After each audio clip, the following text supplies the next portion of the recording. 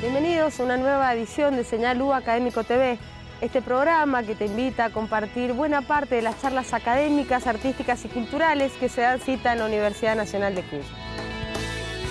¿Qué significa, qué implica la noción de gobierno abierto o Estado abierto? Bueno, sobre esto nos va a hablar Esther Kaufmann, la investigadora y abogada que vino a la Universidad Nacional de Cuyo a disertar sobre este tema. Y siguiendo un poco la línea del foco educativo, la psicopedagoga Mónica Coronado habla un poco sobre la práctica de la autoridad en la docencia. Escuchá y así arrancamos este programa de Señal U Académico TV.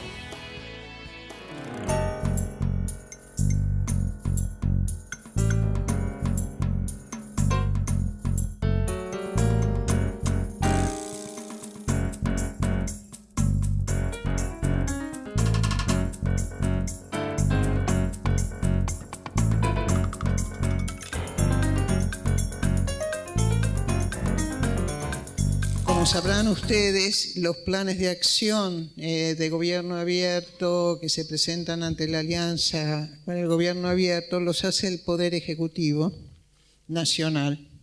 Y de repente aparecen otros actores que quieren desarrollar sus políticas supuestamente más específicas y se tienen que insertar en un plan que es un plan del Ejecutivo. Cuando se trata, por ejemplo, de poder legislativo, poder judicial, estados subnacionales, gobiernos locales, universidades, etc. Esto es un contrasentido y me alegro enormemente que Costa Rica lo haya planteado, haya levantado el guante, porque de hecho ninguno de estos poderes y ninguna de estas nuevas entidades que se están acoplando tienen las mismas problemáticas. Entonces no se trata solamente de dar publicidad a determinada información o de rendir cuentas, sino también de participar y colaborar y mejorar y abrir respecto a las funciones concretas que tiene cada poder. Es decir, a mí me resultó realmente muy gratificante estar pensando en propuestas y conversando con la presidenta de la Corte de Costa Rica y con los máximos integrantes de ese poder. Y los problemas son absolutamente distintos. Si uno realmente quiere acercar a la población a la justicia, que comprenda la función del derecho, que comprenda realmente para qué están los poderes judiciales, hacer que los jueces realmente no se bajen así del escenario y decidan comunicarse, ver qué otras formas alternativas existen o ampliar las formas alternativas de impartir la justicia. Tratar de que desde la más tierna edad los jóvenes entiendan qué es esto de impartir justicia y no se trate de una caja mucho más negra que el resto de las cajas que tienen los otros poderes. Obviamente, esto implica realmente investigaciones, esto implica trabajos así muy puntuales con estos nuevos actores. Lo mismo las universidades, las universidades, ¿qué es lo que la sociedad demanda en un momento determinado de que las universidades enseñen, investiguen, etcétera? No es poder ejecutivo, no es lo que hace el poder ejecutivo. Entonces, también requiere análisis concretos y después ver cómo todo esto se integra, como bien dice Oscar. Por el otro lado está la disparidad temática, una disparidad temática que aumenta precisamente también porque aparecen en la redacción de los ciclos, en la redacción de los planes de acción, mesas temáticas constituidas por organizaciones de la sociedad civil, donde plantean el tema agua, el tema vivienda, entonces llega un momento en que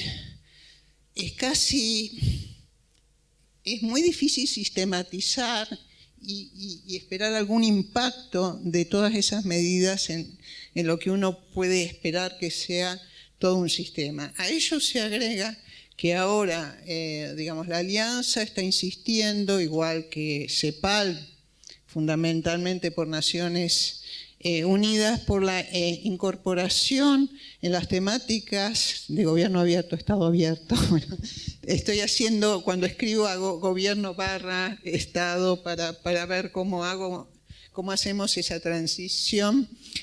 Los temas de los Objetivos de Desarrollo Sustentable de Naciones Unidas. Entonces a esto le agregamos pobreza, cuestiones de género, medio ambiente, etc. Entonces, ¿cómo se concilian estas incorporaciones? ¿Cómo se integran? ¿Cómo no se... es decir, lo que se muestra es más que ni siquiera un Frankenstein, un cuerpo que tiene un dedo, una mano, un codo, media cabeza, y uno dice esto es un cuerpo que tiene que integrar. Bueno, ¿cómo se integra este cuerpo? Es decir, es una gran problemática que requiere, digamos, sentarse y pensar. Los nuevos actores, vos decías los partidos. Bueno, ¿por qué los partidos no están incorporados en esta apertura? ¿O hay un tránsito a algo que no va a ser un sistema representativo? ¿O quién va a representar? Es decir, aquí es otro de los problemas graves que se presentan, porque hay como un supuesto que las organizaciones de la sociedad civil son las que pueden representar a la ciudadanía. Con lo que nos costó conseguir la democracia que tenemos, personalmente yo me resisto. Tienen que existir instituciones, tienen que haber formas, es decir, procedimientos que realmente aseguren la subsistencia de la democracia mejorada. Bueno, podemos pensar cómo mejorarla, pero hay cosas que no podemos estar omitiendo. Y estas son cuestiones que también tienen que ser investigadas. Es decir, cómo es el sistema de representación que están pensando desde los organismos internacionales que están dando marco a estas iniciativas. Por otra parte, bueno, falta de sistematicidad de los compromisos de los planes de acción. Esto lo están viendo los gobiernos en la región. Es decir, lo que he podido analizar es que están pidiendo la presencia de expertos y de apoyo de universidades en el proceso general de construcción de los planes de acción y en cada una de las mesas temáticas. Es decir, es muy interesante ver el proceso que ha desarrollado México, por ejemplo. Creo que es uno de los más complejos. Por el otro lado, esto no es soplar y hacer botellas. Como decía Oscar, vuelvo a decir, uno supone que la ciudadanía quiere participar, que la ciudadanía participa, que puede llegar a participar en el diseño, seguimiento y evaluación de los compromisos, pero resulta que aquí nos estamos olvidando de cómo se fortalecen los actores reales. Los actores no existen, existen los temas.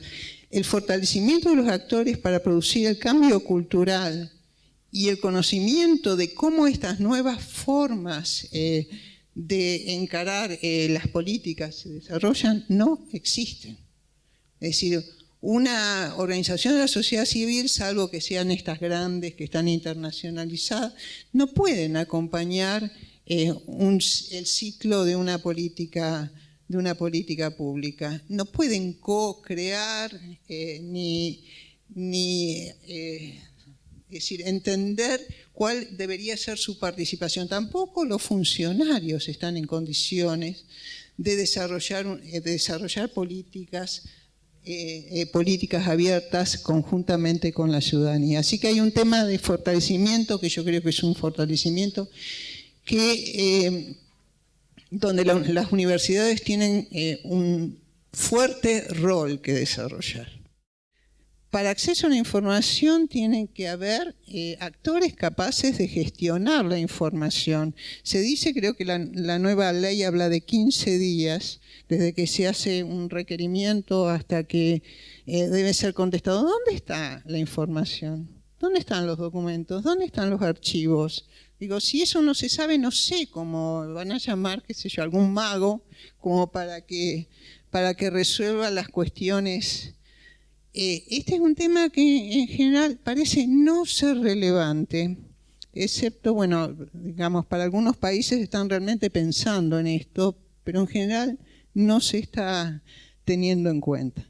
Por otro lado, bueno, hablamos de participación sin gestión, que vamos a cansar a la ciudadanía llamándola para lo mismo y sin que quede claro cuál es el contrato que tenemos que tener con la ciudadanía, sin gente capacitada conjuntamente, generando ámbitos de gestión de conocimiento donde se enriquezcan los saberes de quienes tienen que llevar adelante estas políticas. Digamos, este tipo de ausencia de problematización me parece que lleva al fracaso precisamente las iniciativas. Y las universidades tienen muchísimo que decir respecto a participación, porque este es un tema que sí ha sido muy desarrollado en los ámbitos académicos. Y por el otro lado, si no hay cambio cultural, vamos a seguir, es decir, enfrentándonos a los mismos problemas. ¿Desde dónde se puede generar el cambio cultural? No se pueden generar a partir de algunos compromisos que tocan algunos temas que están aislados unos de otros. Es decir, los cambios culturales implican metodologías que se tienen que aplicar desde la más tierna infancia. Tienen que comprometer, es decir, estudios pedagógicos, tienen que comprometer una serie de disciplinas como para ver cómo esto, es decir, se instala la importancia del valor público y se instala una moral que, bueno, que dado los tiempos que corren, es decir, no tenemos las religiones como para que estén insistiendo de que construyendo cuáles son los patrones de conducta que organizan a la sociedad. ¿Cómo las universidades pueden estar a tono acompañando este proceso e intensificando ese proceso y enriqueciéndolo? Entonces, por eso se creó la red. Ya comenté que también hay que armar un Frankenstein de qué es lo que sabe cada país, de qué es lo que sabe cada universidad. De hecho, por ejemplo, la importancia que se le ha dado en México al acceso a la información ha hecho que ellos tengan doctorados sobre el tema relacionados con derechos humanos y acceso a la información. Y además desarrollos como en la UNAM de México, donde el tema jurídico está específicamente tratado. Todo esto es imposible si no pensamos en cómo revertir el modo en que se concibe el derecho, sobre todo el derecho administrativo. Es imposible. Es decir, en ese sentido creo que México tiene mucho que ofrecer, igual que otros países, y nosotros también, con las experiencias, por ejemplo, de participación que han desarrollado muchas universidades. Los objetivos, bueno, ya comenté, es gestionar en común el conocimiento, realizar alianzas para apoyar la creación de capacidades de apertura y el fortalecimiento institucional y de las organizaciones ciudadanas, generar espacios de investigación, etc. Promover la producción de contenidos compartidos, esto es muy importante, porque si tenemos que compensarnos, bueno, podemos poner en común lo que cada universidad o cada sector académico esté produciendo como para generar, por ejemplo, formación online que sea, es decir, que realmente que pueda ser económicamente viable.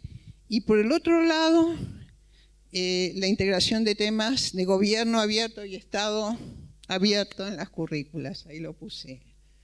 Esto también es realmente sumamente importante.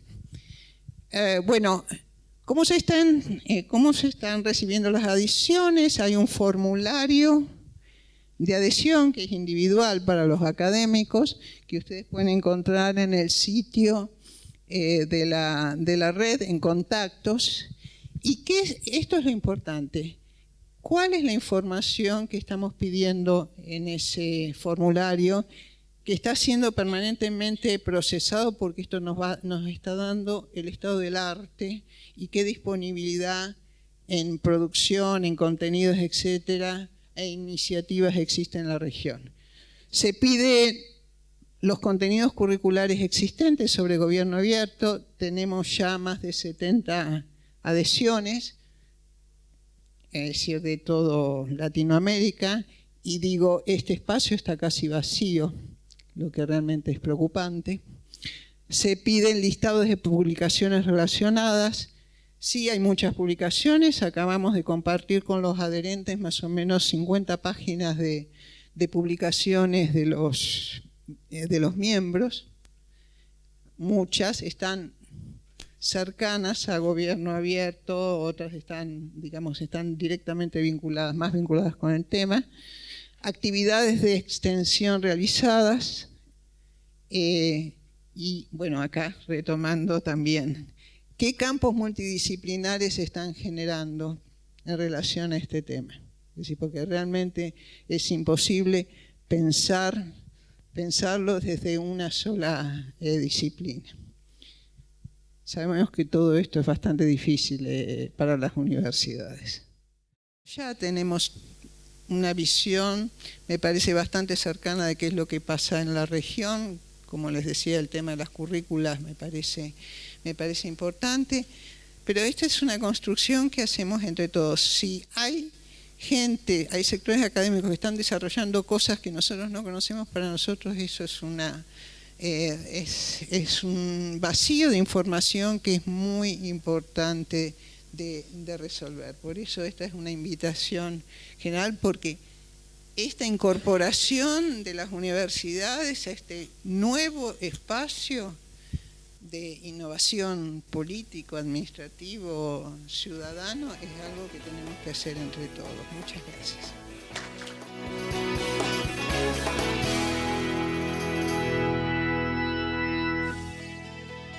Fernanda Bernabé es la referente del Nodo Cuyo y del área de Universidad Transparente. Con ella estuvimos hablando esta semana para hablar un poco sobre el rol de la universidad y la conexión que tiene con el concepto de Estado abierto o gobierno abierto. Escuchalo. No son exactamente lo mismo universidad abierta que universidad transparente y nosotros priorizamos para empezar el transparente. Ya te cuento enseguida por qué, ¿no? Primero te hago la diferencia entre universidad abierta y transparente. Abierta sí implica un concepto más amplio, que es el de gobierno abierto, que implica cuatro pilares. Implica la participación, la colaboración, la transparencia y la rendición de cuentas, ¿no? Entonces, la transparencia es uno de los pilares del gobierno abierto. Entonces, Universidad Transparente lo que hizo en sus inicios es priorizar uno de los ejes que para nosotros era el más débil en el diagnóstico que habíamos hecho antes de asumir la gestión.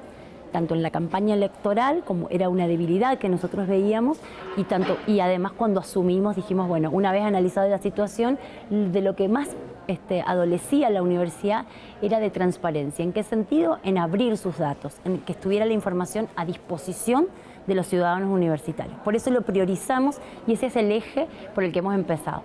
Hacemos muchas otras cosas que tienen que ver ya ahora con gobierno abierto, pero bueno, por eso empezó llamándose Universidad Transparente. El tema de la transparencia implica varias cuestiones. Implica mejorar procesos, abrir los procesos, además de abrir la información y que esté alojada en un lugar accesible a la ciudadanía. Te doy ejemplos. Ejemplos de cosas que hemos hecho. Hicimos contrataciones abiertas. Yo antes estaba a cargo de la coordinación contable y presupuestaria, que tiene a cargo las compras. Entonces ahí hicimos un proceso de apertura de las contrataciones donde transparentamos los procesos, explicamos en mayor detalle cómo se accede a ser proveedor de la universidad, convocamos a proveedores tanto de servicios como de bienes y demás, también de servicios de la construcción, para que vinieran a aprender con la universidad cómo se podían presentar una licitación, cómo llenar los formularios, porque ¿qué pasaba? Al estar esa información cerrada, pocos se enteraban, pocos la manejaban, entonces la cantidad de proveedores que se presentaban eran escasos o eran siempre los mismos, y eso hace que vos tengas mayor precio, menor calidad, no hay competencia. Entonces con estas capacitaciones a proveedores lo que hicimos fue mejorar, abrir los datos, transparentar el proceso, pero además garantizar mayor cantidad de proveedores, calidad y precio. Esa es una forma de transparentar las acciones de la universidad. La otra es, por ejemplo, abrir los datos a través de cuestiones tecnológicas como es un portal. Entonces, por ejemplo, la universidad en marzo vio nacer, después de mucho tiempo también, el portal de transparencia que está alojado en la web de la universidad. Y en ese portal se alojan datos presupuestarios, por ejemplo, de contrataciones, se alojan datos que tienen que ver con las obras que la universidad lleva adelante, y si entras a las pestañas vas a poder ver, por ejemplo, unos gráficos interactivos que te permiten ver qué obras, dónde son, quién ganó la licitación, qué monto invirtieron, el grado de avance de la obra y si está demorada, los motivos de la demora.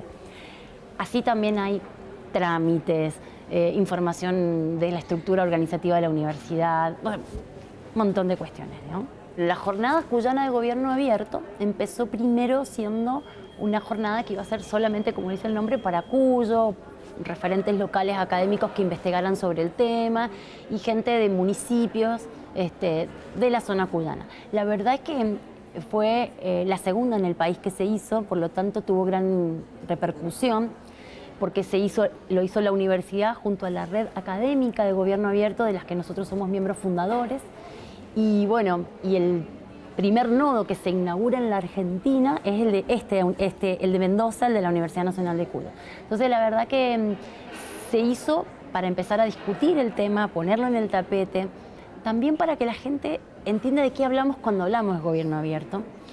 Y la verdad que estuvo interesante en el sentido de que vinieron muchos gestores de lo público, del gobierno provincial, de los municipios, del Poder Legislativo.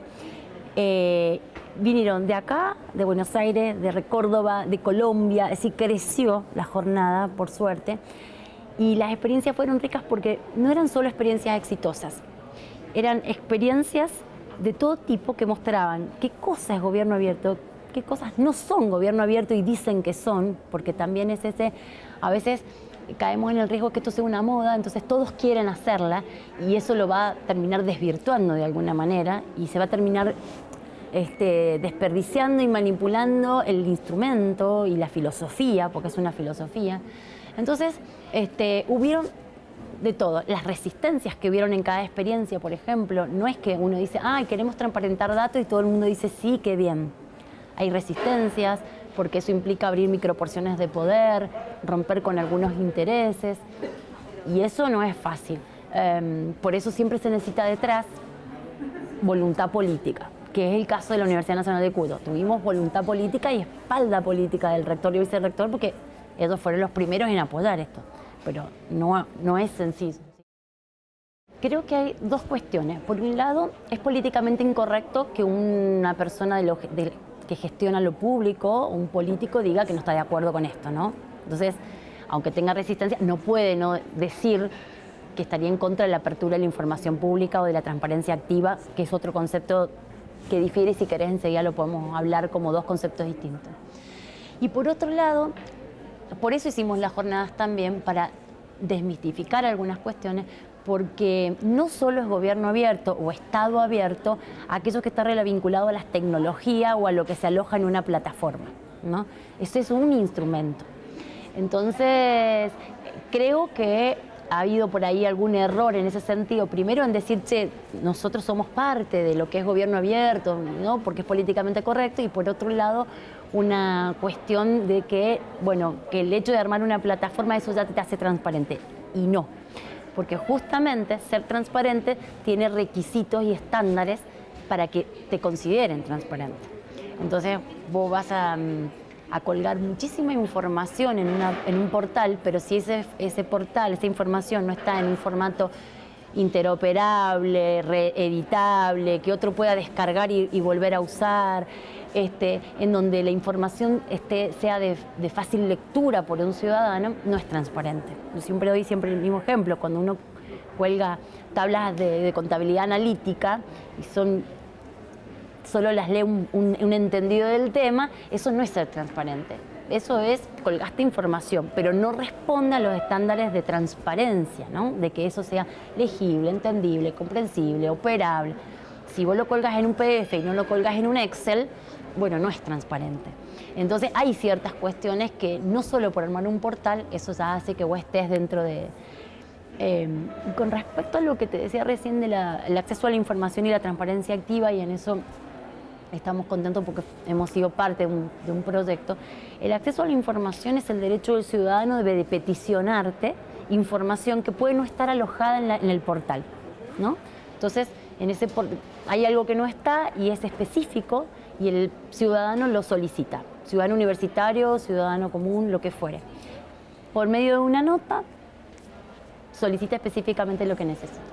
La transparencia activa es proactiva. El Estado, sin que nadie lo solicite, pone a disposición información en un portal, ¿sí? Y solo aquello que no está vos solicitás mediante el derecho al acceso a la información. Entonces es como el antes y el después, ¿no? Entonces esa es como la diferencia, ¿sí? Porque muchos juegan con el tema del acceso a la información pública, pero esperan a que vos lo solicites, si no, no hay nada. Y eso es lo que ha pasado históricamente.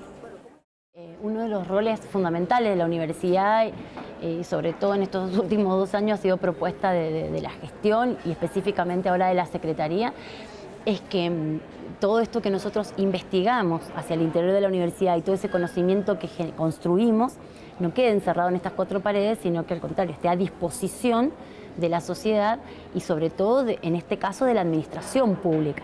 Si no, no tiene razón de ser, ¿no? Entonces, este conocimiento aplicado lo hemos trabajado en este caso particular, todo lo que tiene que ver a Estado abierto, que es la apertura de los datos en los 3 poderes, ejecutivo, legislativo y judicial, lo trabajamos en varios proyectos junto a la provincia, con el gobierno provincial. Uno específicamente que ya está con, creo que dictamen en dictamen ya positivo y favorable en la Cámara del Senado, es el proyecto de ley de acceso a la información pública y transparencia activa. Esto es justo que estaba comentando recién. Es un proyecto de ley que lleva casi 30 años, desde que regresó la democracia a la Argentina. En Mendoza está discutiendo esto. Y hay más de 17 proyectos que tenían que ver con esto, con acceso a la información pública, no con transparencia activa, pero sí con acceso, que quedaron muertos, cajoneados, que no vieron la luz por falta de acuerdo político y por un montón de cuestiones. Este nuevo proyecto toma algunas cuestiones de aquellos, pero la verdad que, bueno, ha pasado mucho tiempo, el debate ha superado conceptualmente muchas otras paradigmas e incorporó la transparencia activa. Entonces, la verdad que para nosotros como Universidad Transparente, también con el acompañamiento de Oscar Oslak, hicimos este acompañamiento, este trabajo colaborativo con 2 senadores de la provincia y luego con el acuerdo también de Ulpiano Suárez de la provincia. Así que tanto el Ejecutivo como el Legislativo, en consonancia para que este proyecto salga, hay históricamente un acuerdo, por suerte. Y una cosa interesante es que en este proyecto estamos invitando, de alguna manera, al Poder Judicial, que el Poder Judicial, que siempre, de alguna manera, en términos de información ha sido una caja negra, hoy se sume y está contemplado en la ley que debe abrir también sus datos a la ciudadanía. Respecto a la ciudadanía, si está en condiciones o no de recepcionar esa información, o si está interesada, si está interesada en navegar un portal o en pedir información, esas preguntas también nos las hicimos nosotros, ¿no? Y hay varios estudios respecto del uso de los portales como un instrumento de transparencia. Y la verdad es que te sorprende y tiene que ver con el portal. Si el portal está bien diseñado y es de fácil acceso y en pocos clics vos accedes, la gente entra una vez y la vuelve a seguir utilizándolo. Pero el ciudadano, cuando entró una vez y vio que dio 1000 vueltas, no encontró lo que quería, se desalienta y deja de hacerlo, deja de participar de alguna manera. En este sentido hay que hacer 2 trabajos. Uno de sensibilización de la comunidad para que aquellos que no saben del tema o que no le interesan o que tienen cierta anomia respecto de esto, entiendan que esto es un derecho, que lo deben de ejercer, porque la verdad que la transparencia es una variable de la corrupción. En tanto yo ciudadano exija transparencia, estoy colaborando a disminuir los niveles de corrupción. hoy moneda corriente. Entonces, creo que esto hay que trabajarlo en sensibilizar a una comunidad y a un ciudadano que también está apaleado, ¿no? Y que ya no quiere saber nada de muchas cuestiones que tienen que ver con lo público. Hay que revertir eso. Y por otro lado, específicamente de los portales, te voy a dar el ejemplo nuestro, de nuestro portal, con 4 o 5 meses ya de nacido, es que nosotros lo primero que vos decís es el portal, la gente o lo va a usar poco o va a entrar y va a ver el presupuesto o la ejecución presupuestaria y nada más. Como que es el único interés, en qué se gasta la plata. Y nos sorprendimos en este análisis, lo hemos presentado hace poquito en España, este estudio, que nos sorprendimos porque la gente no fue a la información que más buscó, no fue la presupuestaria. La verdad es que buscó un montón de cosas, pero la presupuestaria no fue el nexo más buscado, ¿no? Buscaron trámites, accedieron a través del digesto, buscaron, por ejemplo, temas relacionados a lo académico, buscaron algunos temas relacionados a las obras. No fue el más buscado específicamente la distribución o la ejecución presupuestaria, que es lo que la primera hipótesis que podríamos haber planteado. Que algunos gestores de lo público lo tomen como una moda no significa que esto, o por lo menos estamos convencidos que no va a ser una moda, por lo menos desde el punto de vista académico. Porque vemos que hay cuestiones que ya no tienen vuelta, ¿no? Que es un camino de ida. Va a ser muy difícil en este sentido, con el avance de la tecnología, pero también con la toma de conciencia de los ciudadanos, que un intendente asuma y quiera cerrar la información una vez que ya está abierta, ¿no? Si hay debates que una vez que se han cerrado son difíciles de revertir. Entonces, en eso lo compartimos y en eso la universidad tiene un rol fundamental, siempre y cuando tenga esta actitud proactiva de salir de las 4 paredes históricas de mármol en las que ha vivido y ponerse a disposición del territorio, de la gestión, de las políticas públicas. Y efectivamente es cierto, nosotros creemos que algunos lo toman como una moda, pero difícilmente esto sea una moda, porque podrá cambiar de nombre en unos años, pero la apertura de los datos y la transparencia difícilmente puedan retroceder en...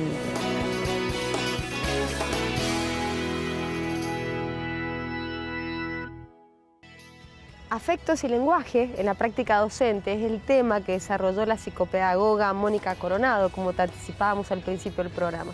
Esto fue en el marco de las jornadas de Filosofía y Educación que se dieron cita acá en la Universidad Nacional de Cuyo. Escúchala.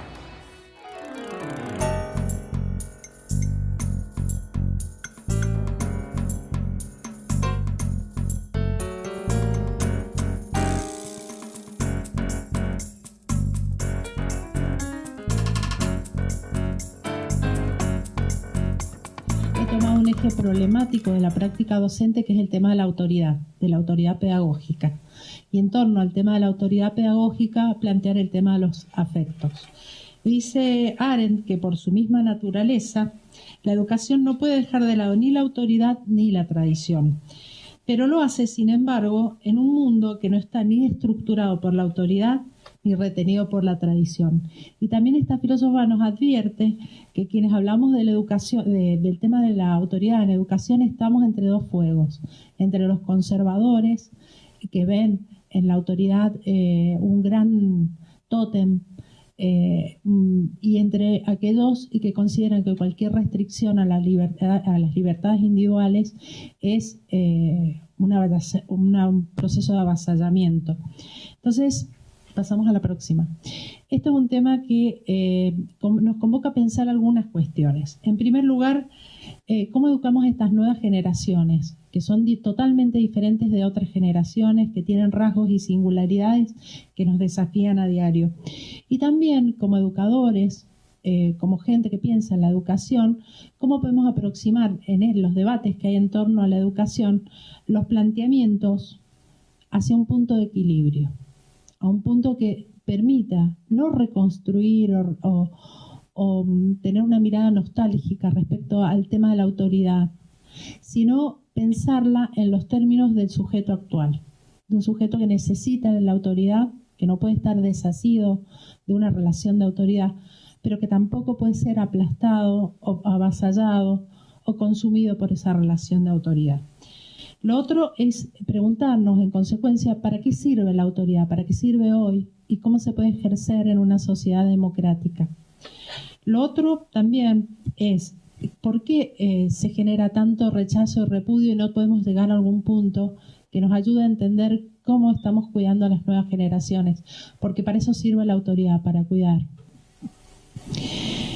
Y la pregunta que también trataremos de responder es bajo qué condiciones es posible y es legítimo el ejercicio de la autoridad y cuáles son las condiciones de imposibilidad de la autoridad. En qué situaciones estamos planteando ejercer la autoridad y en ese contexto, en esa situación y bajo esas condiciones no es posible. ¿Y qué papel juegan los afectos y el lenguaje en el tema de la autoridad? Entonces, para comenzar a meternos apenas en este tema, vamos a pasar a algunas precisiones respecto al tema de la autoridad. Etimológicamente, la idea de autoridad plantea la idea de aumentar, de acrecentar, de incrementar aquello que está en el otro, de hacer crecer. Y es diferente a la noción del poder. O sea, hay una idea de autoridad, de poder que a veces se anudan y que no necesariamente están en una relación directa. Eso lo vamos a ver más adelante. También la idea de autoridad está dada porque no es un don, no es una cualidad personal, sino es un lazo social, es un vínculo. La idea de autoridad es la idea de un vínculo y como todo vínculo está situado. Es decir, que la autoridad se ejerce en un contexto, pero tal vez no es autoridad en otro contexto. Entonces, esa autoridad que está contextualizada, hay algunos autores que dicen que es relativa, que es recortada, que es acotada. Y bueno, algunos autores distinguen la autoridad del padre, del docente, del amo. Pero digamos, es interesante ver y por lo menos aventurar que es una relación situada. Y que implica algún tipo de uso de la fuerza. Y entendiendo la fuerza, entre comillas, ya vamos a explorar un poco esta noción. Y que también tiene un fin emancipatorio. Digamos, la autoridad pedagógica tiene como fin siempre la idea de emancipar y que cada vez el educador sea menos importante o menos relevante en ese sujeto al que estamos educando. Solo se puede ejercer la autoridad con aquel que puede reaccionar o que se puede oponer o ofrecer resistencia. Ese es el principio, ¿no? De hecho, esa resistencia a la autoridad es lo que de alguna manera la reconoce muchas veces, porque nos apoyamos a veces en lo que nos ofrece resistencia.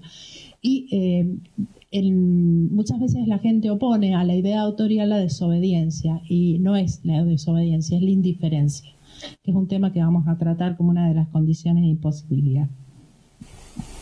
Sennett dice que tenemos libertad para no creer en la autoridad, y lo que es más importante, declarar que no creemos, y que actualmente hay imágenes dominantes de la autoridad que invitan a que la rechacemos. O sea, hay una invitación a rechazar la autoridad. Pasamos a la próxima.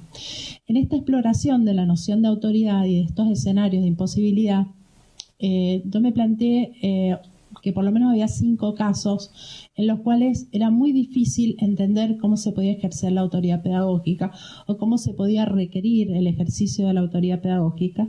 Y el primero es en el contexto de desprecio, en un escenario de crueldad. En el segundo, en el de incoherencia y de autoridades en pugna. El tercero, en los casos de abandono, donde hay un abandono, donde no hay una responsabilidad sobre el otro, donde hay sobreprotección e indiferencia.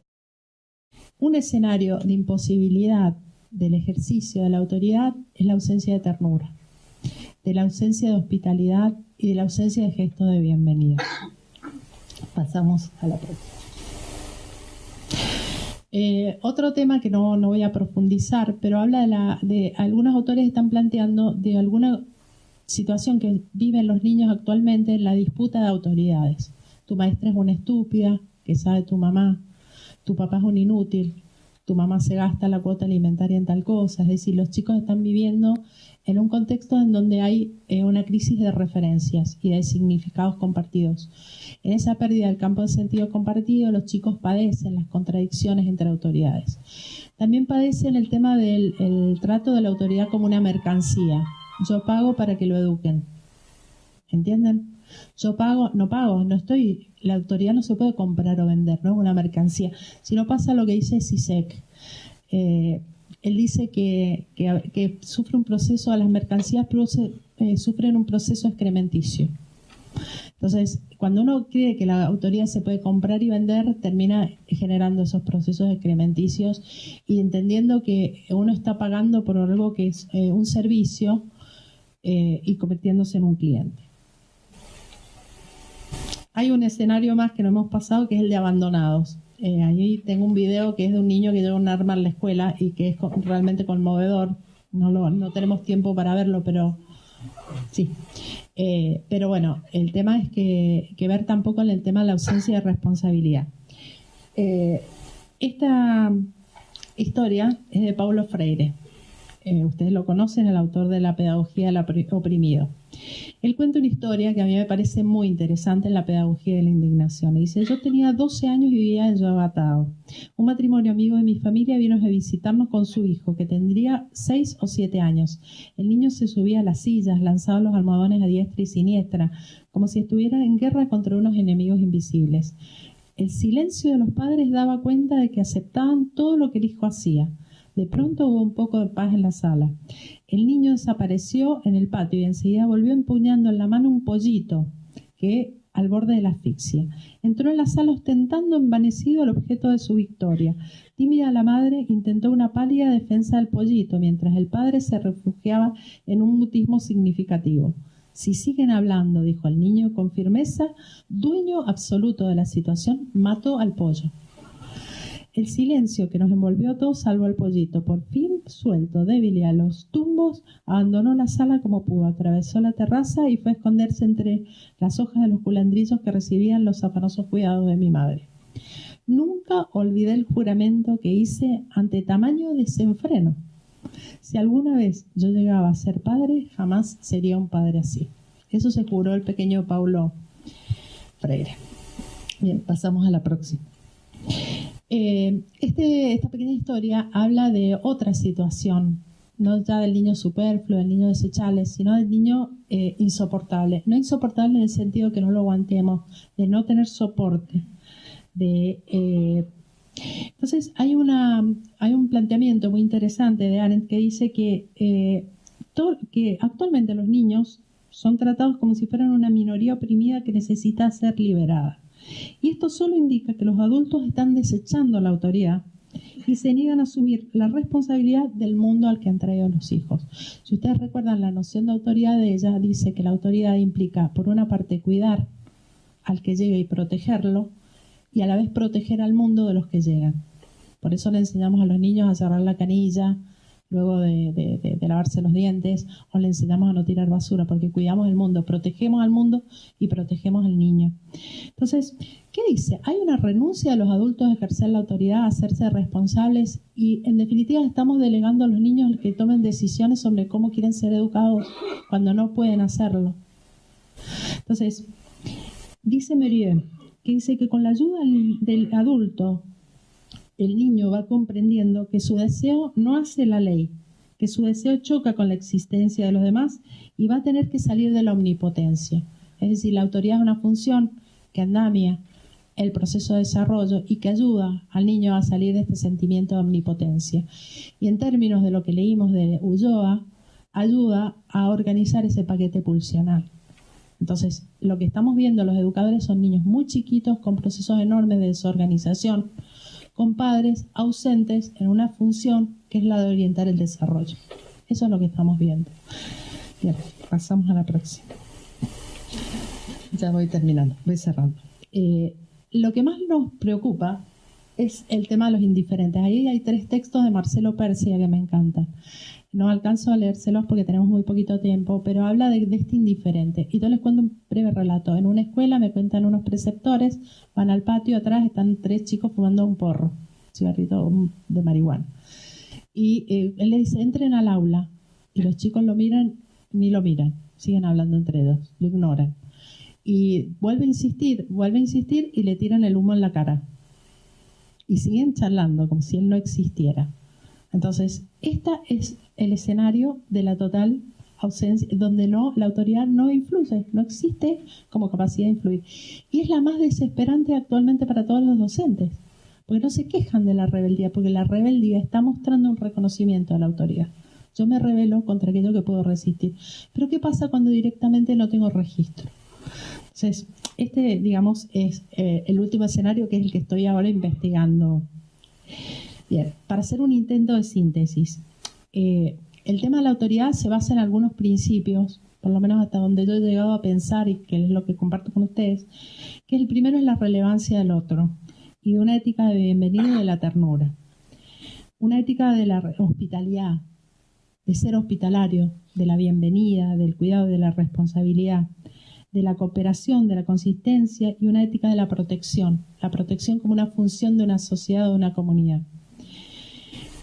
Fundamentalmente una ética de la orientación, del cuidado, y la renuncia a la omnipotencia y el narcisismo, que creo que son uno de los elementos que en este momento más tenemos que prestar atención. Bien, hay 3 discursos, que son el de la nostalgia, el del deterioro y la restitución. La propuesta es tratar de no pensar que hay que volver el reloj atrás, pues no se puede, no vamos a volver a la autoridad patriarcal, por suerte, y piramidal. Tenemos que repensar una autoridad que sirva para este tiempo y que sirva para estos jóvenes. Así terminamos esta nueva emisión del programa Señal U Académico TV. Para que sigas disfrutando todo este material, podés meterte a www.universidad.com.ar y haces clic en U Académico. Acordate, conocimiento donde, cuándo y como quieras. Hasta la semana que viene.